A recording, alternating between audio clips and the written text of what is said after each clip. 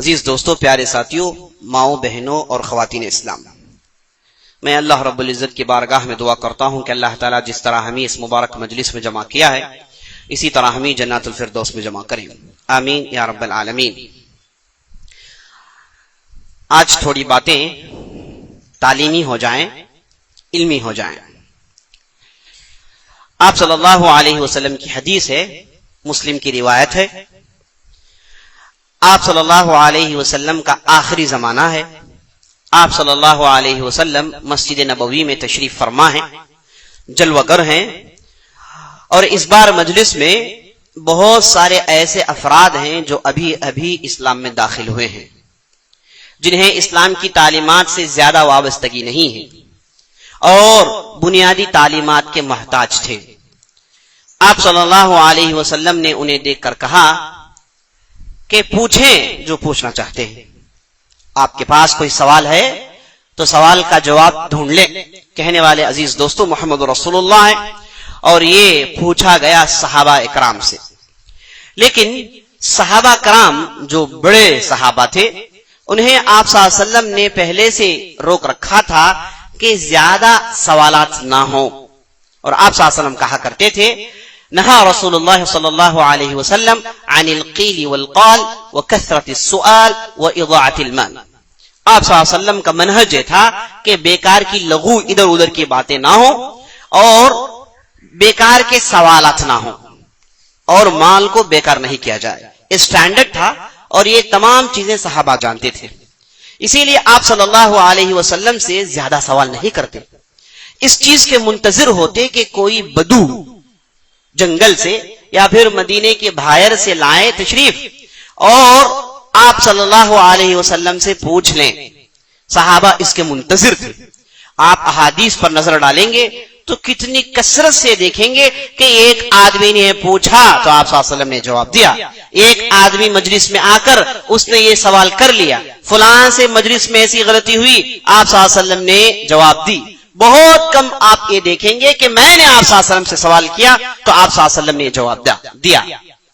تو عزیز دوستو، یہ صحابہ اس کے منتظر ہوتے کہ کوئی آئے سوال کرے، تو اس بار آپ صلی اللہ علیہ وسلم نے دروازہ کھول دیا، کہا کہ پوچھو جو پوچھنا چاہتے ہو۔ اب سب خاموش رہے۔ اب جو نئے نئے اسلام میں آئے دیکھا کہ سب خاموش ہیں، بڑے بڑے افراد ہیں، عمر بن خطاب ہیں اور بڑے افراد ہیں، کوئی پوچھ نہیں رہا، سب خاموشی اختیار کر لیے۔ آپ صلی اللہ علیہ وسلم نے 2-3 مرتبہ کہا کہ پوچھیں جو پوچھنا چاہتے ہیں۔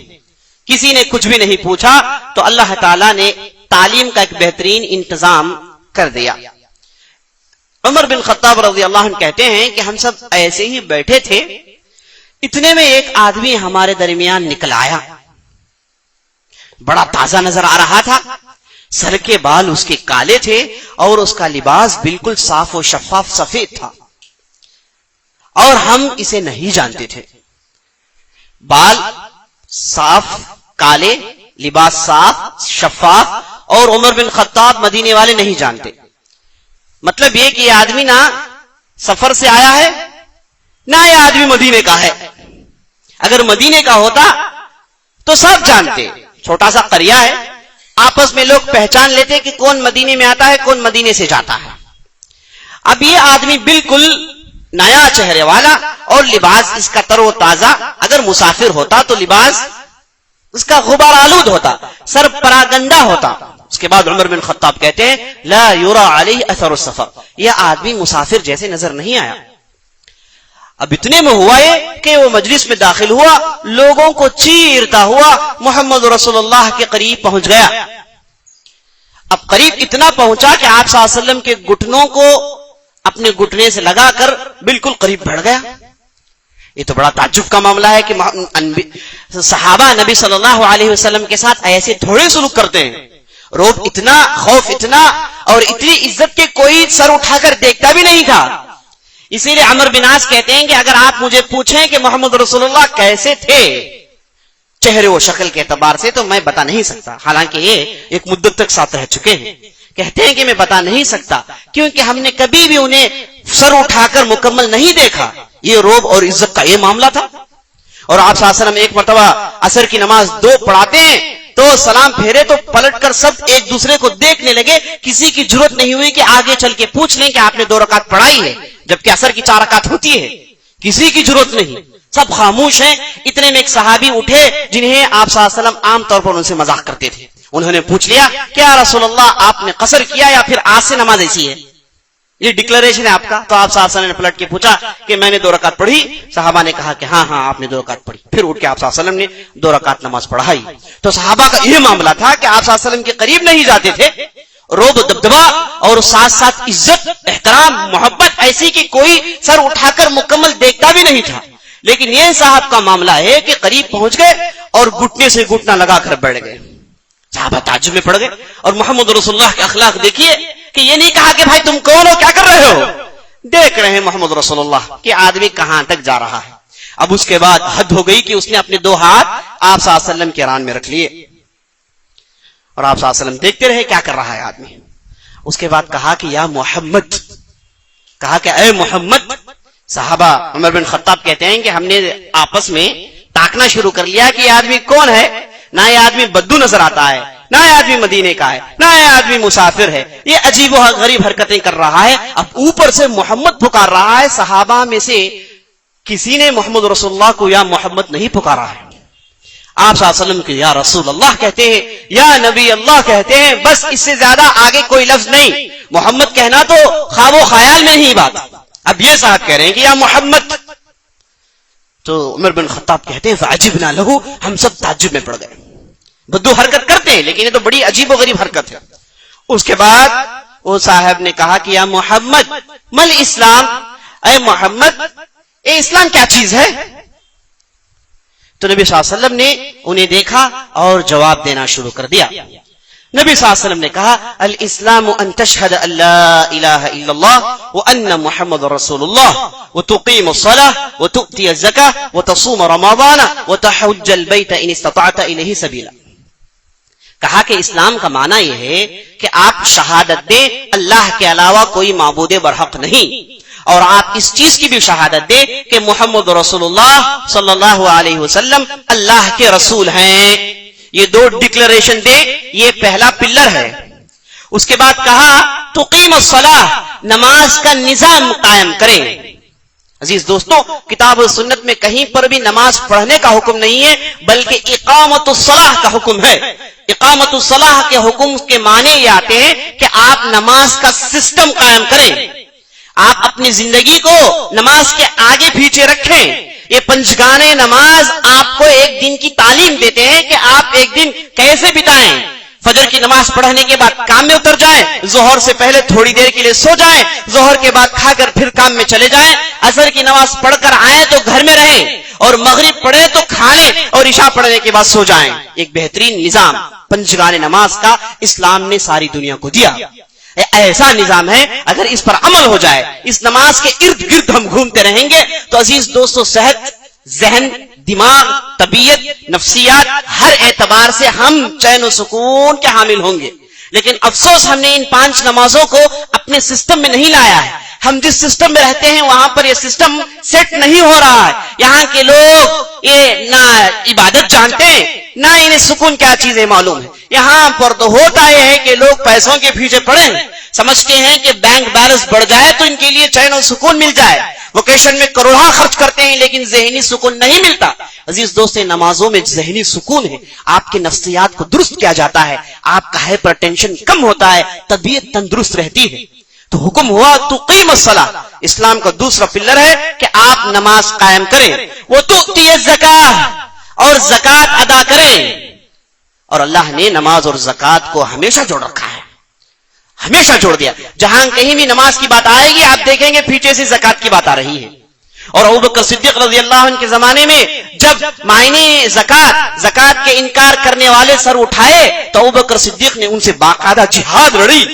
کہا کہ تو جو آدمی نماز اور زکات میں فرق کرتا ہے وہ آدمی مسلمان ہو نہیں سکتا. نماز کے بعد زکات ہے, یہ ایک گاڑی کے 2 پہیے ہیں, انہیں الگ نہیں کیا جا سکتا. تو زکات کا نظام قائم کیا گیا. تو زکات ہر نماز کے بعد ہے. آپ اللہ کے لیے نماز پڑھیں اور بندگان خدا کے لیے کچھ نکال کر دیں, یہ اصول ہے اسلام کا. اس کے بعد نبی صلی اللہ علیہ وسلم نے کہا تصوم رمضان، رمضان کے روزے رکھے، وتحج البیت ان استطعت الیہ سبیلا، اور حج ادا کرے اگر خرچ برداشت کر سکتے ہوں تو آپ صلی اللہ علیہ وسلم نے اسلام کے 5 پلر بیان کیے.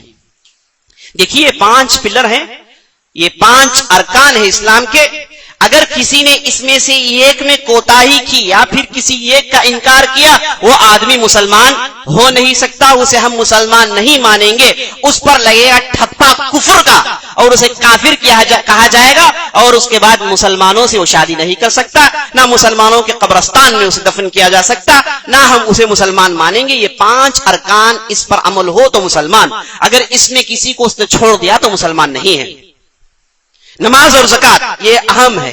زکات مالی عبادت ہے، ہو سکتا ہے آدمی کے پاس مال نہ ہو، اور رمضان سال میں ایک مرتبہ آتا ہے، حج پھر مالی عبادت ہے. لیکن نماز میرے دوستو فیصلہ کن چیز ہے ایک آدمی کافر اور ایک آدمی مسلمان ہونے کے. ہم تاریخ پڑھتے ہیں تو بڑے عجیب و غریب واقعات پڑھنے کو ملتے ہیں. 700 ہجری کے ایک عالم کہتے ہیں ان کے پاس ایک طالب نے آ کر سوال کیا کہ اگر کسی نے نماز چھوڑ دی تو اس کا کیا حکم؟ تو انہوں نے جواب میں کہا کہ ایسے سوالات کیوں کر رہے ہو جو دیکھنے کو نہیں ملتے. انہوں نے کہا کہ یہ ایسے سوالات ہیں، اس کی مثالیں دیکھنے کو نہیں ملتی، یعنی ان کے زمانے میں بے نمازی نہیں تھا، کیوں ایسے سوالات کر رہے ہو جو ہے نہیں؟ اگر اس زمانے میں آ جائے تو عزیز دوستو کیا کہیں گے وہ؟ تو بے نمازی نماز چھوڑنا عزیز دوستو تصور نہیں ہے. آپ عرب دنیا میں جائیں گے تو ہوگا بہت بڑا گائک گویا ناچنے کودنے والا، لیکن نماز نہیں چھوڑتا ہو. نماز نہیں چھوڑے گا، نماز چھوڑ دے گا تو مسلمان نہیں ہے. ہم میں سے بہت سارے افراد یہ سمجھتے ہیں کہ نماز تو اس آدمی کا کام ہے جو داڑھی ٹوپی رکھ کے دیندار ہو گیا. عزیز دوستو دیندار ہونا، اللہ سے ڈرنا، خبر سب کچھ بعد میں، پہلی نماز نہیں ہے تو اسلام نہیں ہے. جو آدمی نماز نہیں پڑھتا وہ اپنے آپ کو مسلمان کہہ نہیں سکتا. بڑا ہی گھناؤنا اور خطرناک فتویٰ ہے اہل علم کا. جو نماز چھوڑ دے اس نے کافر کہا ہے اہل علم نے. آپ صلی اللہ علیہ وسلم نے حدیث میں کہا کہ من ترک صلاۃ متعمدا فقد کفر، جس نے جانتے بوجھتے نماز چھوڑی اس نے کفر کر ڈالا. اسی لیے نبی صلی اللہ علیہ وسلم کے زمانے میں منافقین فجر کی نماز نہیں چھوڑتے تھے، عشاء کی نماز نہیں چھوڑتے تھے. تصور بھی نہیں، ممکن بھی نہیں. اگر وہ نماز چھوڑ دیں تو سب جان جائیں گے کہ یہ منافق ہے. تو نماز چھوڑنا تصور بھی نہیں ہے. یہ ہمارے ذہنوں میں بات بیٹھنی چاہیے. تو آپ صلی اللہ علیہ وسلم نے اسلام کے 5 ارکان گنوائے. اس کے بعد جو صاحب تھے انہوں نے کہا صدقت، انہوں نے کہا کہ بالکل ٹھیک. سوال کرنے والے نے کہا بالکل ٹھیک کہا تم نے. عمر بن خطاب نے کہا کہ یہ کیا تعجب کی بات ہے، یہ آدمی سوال کر رہا ہے اور جواب دینے پر کہہ رہا ہے بالکل ٹھیک ہے، گویا کہ اسے پہلے سے جواب معلوم ہے. ہم سب تعجب کرنے لگے. اتنے میں اس نے دوسرا سوال کر دیا. اس نے کہا مل ایمان یا محمد، اے محمد ایمان کس چیز کا نام ہے؟ تو نبی صلی اللہ علیہ وسلم نے پھر جواب دی. آپ صلی اللہ علیہ وسلم نے کہا ان تؤمن باللہ وملائکتہ وکتبہ ورسلہ والیوم الآخر والقدر خیرہ وشرہ. آپ صلی اللہ علیہ وسلم نے کہا ایمان کا معنی یہ ہے کہ آپ دل کے گہرائیوں سے یہ بھروسہ رکھیں، یہ تصدیق کریں، اسے مانیں کہ اللہ رب العزت کا وجود ہے، اللہ رب ہے، اللہ الہ ہے، اللہ کے اچھے اچھے نام ہیں، اور ملائکہ پر بھروسہ رکھیں، اور کتابوں پر ایمان لائیں، اور رسولوں پر ایمان لائیں، قیامت کے دن پر پکا بھروسہ ہو، اور تقدیر پر ایمان ہو. آپ صلی اللہ علیہ وسلم نے 6 ارکان گنوائے. عزیز دوستو یہ 6 ارکان بڑے اہم ہیں. اگر کسی نے بھی ایک حصے کا بھی انکار کر دیا، ایک رکن کا بھی انکار کر دیا، وہ آدمی مومن ہو نہیں سکتا، وہ آدمی جنت میں داخل نہیں ہو سکتا. کیونکہ جنت میں داخل ہونے کے لیے بنیادی کنڈیشن یہ ہے کہ دل میں ایمان ہو. جس کے دل میں ایمان نہیں، رائے کے دانے کے برابر بھی ایمان نہیں، یہ آدمی جنت میں جانا ممکن نہیں ہے. اسی لیے ایک لمبی حدیث ہے جسے حدیث الشفاعہ کہتے ہیں. آپ صلی اللہ علیہ وسلم کے پاس جب وہ لوگ آئیں گے جن کے فیصلے نہیں ہوئے، وہ پہلے آدم کے پاس جائے ہوئے ہوں گے، اس کے بعد ابراہیم، اس کے بعد موسیٰ، عیسیٰ، آخر محمد رسول اللہ کے پاس آئیں گے شفاعت کے لیے. تو آپ صلی اللہ علیہ وسلم کو حکم ہوگا کہ جاؤ، جا کر جہنم میں سے انہیں نکال لاؤ جن کے دل میں رائے کے دانے کے برابر ایمان ہو. آپ ساتھ سمجھائیں گے، نکال لائیں گے، اور بھی دیکھیں گے لوگ ہیں، آ کر کہیں گے یا اللہ اور بھی لوگ ہیں جن کے دل میں ایمان ہے. اللہ کہے گا کہ جاؤ جا کر جن کے دل میں رائے کے دانے سے بھی کم، اس سے بھی کم ایمان ہے تو لے کر لا لو. آپ صلی اللہ علیہ وسلم جائیں گے، پھر لائیں گے اور دیکھیں گے اور بھی ہے، اور کہیں گے یا اللہ اور بھی افراد ہیں جن کے دل میں رائے کے دانے سے بھی کم، اس سے بھی کم، اس سے بھی کم ایمان ہے. اللہ کہے گا کہ جاؤ انہیں بھی لے کر آؤ. نبی صلی اللہ علیہ وسلم جائیں گے، تمام لوگوں کو لائیں گے، اور جہنم میں صرف وہ افراد رہ جائیں گے جن کے دل میں رائے کے دانے سے بھی کم، اس سے بھی کم، اس سے بھی کم ایمان نہیں ہوگا. تو عزیز دوستو، ایمان بنیادی شرط ہے جنت میں جانے کے لیے. تو اگر کسی نے یہ 6 پلرز میں سے کسی ایک کو نہیں مانا تو یاد رکھ لیجئے وہ مومن ہو نہیں سکتا. یہ 6 ارکان میں 2 ارکان بہت ضروری ہے اور اہم ہے، اور یہ 2 ارکان میں ایمان لانے کے ساتھ ساتھ بقیہ 4 میں ایمان ہو جاتا ہے. پہلا ہے اللہ پر ایمان اور آخرت پر ایمان. ہم جب مکی صورتوں کو پڑھتے ہیں تو معلوم ہوتا ہے یہ 2 رکنوں میں زیادہ زور تھا، ایک اللہ پر ایمان اور ایک آخرت پر ایمان. اسی پر زور ہے، بار بار اسی کو منوایا گیا ہے ان سے، کیونکہ یہ 2 ایسی چیزیں تھی اگر اسے مان لے تو ملائکہ پر ایمان ضمناً داخل ہو جائے گا، کتابوں پر ایمان ضمناً داخل ہو جائے گا، اور تقدیر پر ایمان ضمناً داخل ہو جائے گا، رسولوں پر ایمان ضمناً داخل ہو جائے گا. اللہ پر ایمان اور آخرت پر ایمان، یہ 2 رکن ان 6 ارکان میں بہت زیادہ ضروری ہیں. آدمی آخرت پر ایمان لائے اور اللہ پر ایمان لائے جیسے ایمان لانا چاہیے. عزیز دوستو، یہ ایمانیات کی باتیں ہیں، اس میں دقیق باتیں آتی ہیں، یہ خطبے میں اسے مکمل نہیں کر سکتے، میں صرف آپ کے سامنے اشارے کر رہا ہوں. یہ ایمانیات پر ہم مکمل کورس چلاتے ہیں اور یہ 6 ارکان پر تفصیل سے گفتگو کرتے ہیں کہ کیسے ایمان لانا چاہیے، ایمان کے ارکان کیا ہیں، ایمان کے حقائق کیا ہیں، ایمان چڑھتا ہے گھٹتا ہے، اس کے متعلق کیسے کیسے فرقے نکلے اور عالم اسلامی میں کیسے کیسے تبدیلیاں آئی. یہ تمام چیزیں ہم عقیدے کورس میں گفتگو کرتے ہیں. اب اس پہ تفصیل سے گفتگو کرنے کا موقع نہیں، میں صرف اشارے کر رہا ہوں. تو آپ صلی اللہ علیہ وسلم نے ایمان کے 6 ارکان گنوائے. جب اسلام کا سوال ہوا تو 5 ارکان، جب ایمان کا سوال ہوا تو 6 ارکان. اب یہ 2 ارکان آپ نظر ڈالیے، ایمان اور اسلام میں دونوں میں فرق کیا ہے. آپ اسلام دیکھیں گے جو اس میں ارکان رکھے گئے ہیں ان کا تعلق ظاہر سے ہے، دل سے نہیں ہے. اب ایمان کے ارکان پر آپ غور کیجئے تو معلوم ہوگا اس کا تعلق دل سے ہے، اس کا تعلق دل سے ہے. اسی لیے یہ ایک آدمی مسلم ہو سکتا ہے، مومن ہونا ضروری نہیں ہے. ایک آدمی مسلمان ہو سکتا ہے لیکن دل میں ایمان کے بغیر ہو سکتا ہے. معاشرے میں ہم مسلمان کہیں گے، دل میں ان چیزوں پر بھروسہ نہیں ہے. ہاں، ایک آدمی اگر مومن ہے تو لازماً مسلمان رہے گا. اسلام ظاہری عبادات کا نام، ایمان باطنی عبادات کا نام. اسلام پہلا سٹیج ہے اور دوسرا سٹیج ہے ایمان کا. آدمی جنت جانا چاہے تو صرف اسلام کافی نہیں، اس کے دل میں ایمان ہونا چاہیے.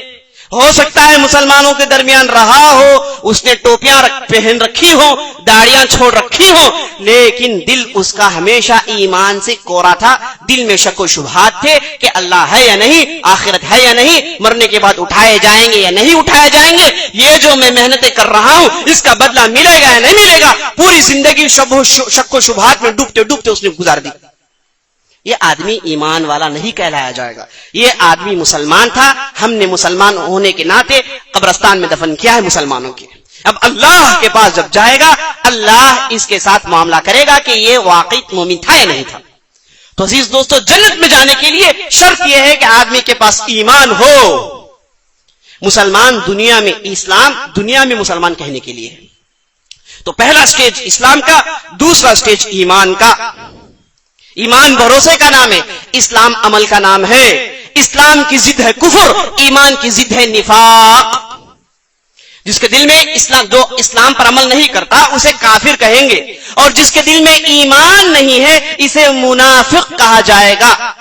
کیونکہ ایمان کا تعلق دل سے ہے، اور دل بھی، نفاق بھی دل ہی میں رہتا ہے. ظاہری سے آدمی تھوڑی منافق دکھتا ہے، ظاہری ہو سکتا ہے علامہ مولانا نظر آئے لیکن دل میں ہو سکتا ہے کہ منافق ہو. تو پہلا سٹیج اسلام کا اور دوسرا سٹیج ایمان کا. اس کے بعد پھر انہوں نے سوال کیا، مل احسان یا محمد. اب تیسرا سوال، کہا کہ احسان کس چیز کا نام ہے یا محمد صلی اللہ علیہ وسلم. نبی صلی اللہ علیہ وسلم نے کہا، ان تعبد اللہ کأنک تراہ فإن لم تکن تراہ فإنہ یراک. اب نبی صلی اللہ علیہ وسلم تیسرے سٹیج کا ذکر کر رہے ہیں. سوال ہوا ہے تیسرے سٹیج کے متعلق. پہلے اسلام کے متعلق، اس کے بعد ایمان کے متعلق، اب تیسرا سوال ہو رہا ہے احسان کسے کہتے ہیں، تیسرا سٹیج بتا رہے ہیں۔ نبی صلی اللہ علیہ وسلم نے کہا احسان کا معنی یہ ہے کہ آپ جو بھی عمل کریں، جہاں کہیں بھی رہیں، جیسے کیسے بھی رہیں، یاد رکھیں کہ اللہ مجھے دیکھ رہا ہے، اللہ کی رقابت مجھ پر ہے، میں اللہ کی رقابت سے باہر جا نہیں سکتا۔ اگر یہ درجے کو آدمی نہیں پہنچے، کم از کم یہ درجہ تو اختیار کر لے کہ میں اللہ کو دیکھ رہا ہوں۔ عزیز دوستو، یہ ایمان کا ٹاپ موسٹ سٹیج ہے۔ اگر ہر کام میں اس کے دل میں یہ آ جائے کہ مجھے اللہ دیکھ رہا ہے، یہ آدمی کو کہتے ہیں محسن، اس آدمی کو کہتے ہیں محسن۔ یہ اسلام کے سٹیج کے اوپر، ایمان کے سٹیج کے اوپر آخری سٹیج پر پہنچا ہے۔ عزیز دوستو، یہاں پر صرف کم لوگ پہنچتے ہیں۔ ہر کام میں اللہ دیکھ رہا ہے، یہ سوچ کر اپنی حرکات کریں، یہ سوچ کر گفتگو کریں۔ ہم کبھی کرتے ہیں، کبھی بھسر جاتے ہیں، لیکن ہمیشہ ذہن میں یہ رہے، ہر حرکت، ہر سٹیپ جو میں اٹھاتا ہوں مجھے اللہ دیکھ رہا ہے۔ یہ اگر یقین، یہ سمجھیے کہ ایمان کا ٹاپ موسٹ سٹیج ہے احسان۔ تو تیسرا سوال ہوا احسان کے متعلق، اور نبی صلی اللہ علیہ وسلم نے احسان کیا ہے سمجھا دیا۔ اس کے بعد وہ صاحب نے پوچھا اچھا ایسی بات ہے تو بتاؤ قیامت کب آئے گی؟ تو نبی صلی اللہ علیہ وسلم نے اس بار کہا کہ پوچھنے والے سے جسے پوچھا گیا زیادہ نہیں جانتا، جو پوچھ رہا ہے، جسے پوچھا جا رہا ہے، اس سے زیادہ جانتا ہے۔ اگر قیامت آئے گی کسی مخلوق کو معلوم ہو تو وہ آپ ہو سکتے ہیں، میں نہیں ہو سکتا۔ آپ صلی اللہ علیہ وسلم انڈائریکٹلی کہہ رہے ہیں۔ اس کے بعد اس نے بات کٹ کی، فوراً یہ سوال کیا اچھا قیامت کی نشانیاں کیا ہیں؟ آپ صلی اللہ علیہ وسلم بہت ساری نشانیاں ہیں، بڑی نشانیاں ہیں، چھوٹی نشانیاں ہیں، مختلف احادیث میں آپ صلی اللہ علیہ وسلم نے مختلف موقعوں پر سنایا ہے۔ یہاں پر آپ صلی اللہ علیہ وسلم نے دو نشانیاں سنائی۔ کہا ان تلد الامة ربتها وان ترى الحفاة العراة العالة رعاء الشاء يتطاولون في البنيان۔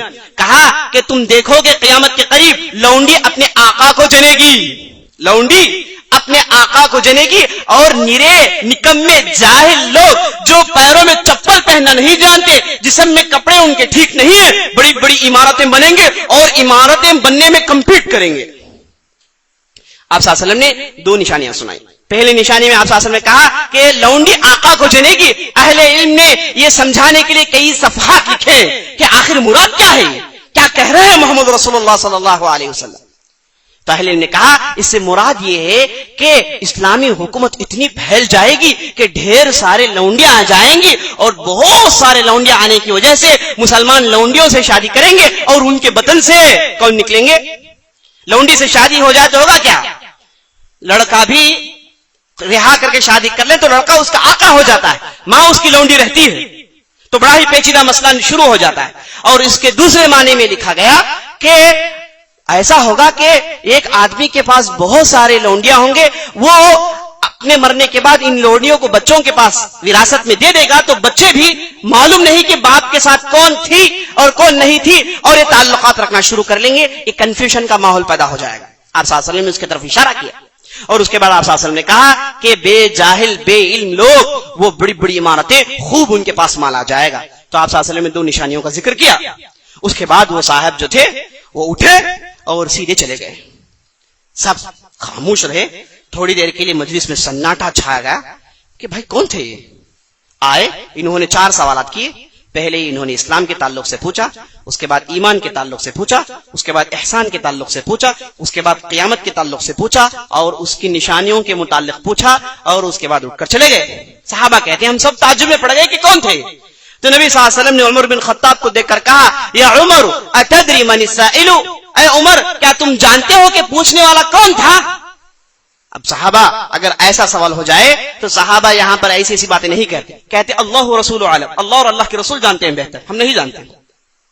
تو نبی صلی اللہ علیہ وسلم نے کہا ھذا جبریل اتاکم یعلمکم دینکم، یہ جو آئے تھے یہ جبریل تھے، یہ جو آئے تھے یہ اللہ کی طرف سے بھیجے گئے فرشتے، یہ آئے تھے تمہیں تمہارا دین سکھانے کے لیے۔ یہی لفظ غور کرنے کا ہے، دین سکھانے کے لیے۔ نبی صلی اللہ علیہ وسلم اسلام، ایمان، احسان اور قیامت کی نشانیوں کو دین کہہ رہے ہیں، اور یہ حدیث میرے دوستو آخری زمانے کی حدیث ہے۔ تو گویا کہ اللہ تعالیٰ نے جبرائیل کو بھیج کر تمام لوگوں کو بتا دیا کہ یہ بیسکس ہیں، یہ بیسکس ہیں، اسے پڑھ لو تاکہ دین سمجھ جاؤ۔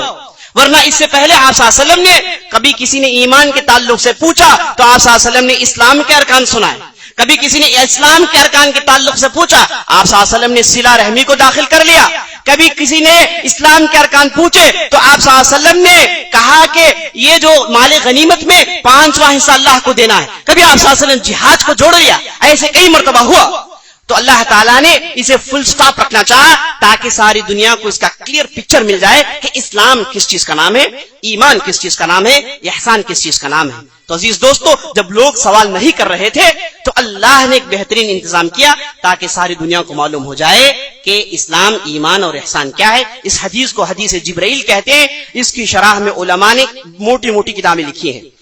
ہم نے آپ کو مختصر, شدید الاختصار, مختصر سے مختصر وقفے میں ہم نے آپ کو اس حدیث کے متعلق چند اشارات کیے. انشاءاللہ کبھی فرصت سے ملے تو اس حدیث کی ہم شرح کریں گے. اقول قولی هذا واستغفر الله لي ولكم ولسائر المسلمين من كل ذنب وخطيئة فاستغفروه انه هو الغفور الرحيم.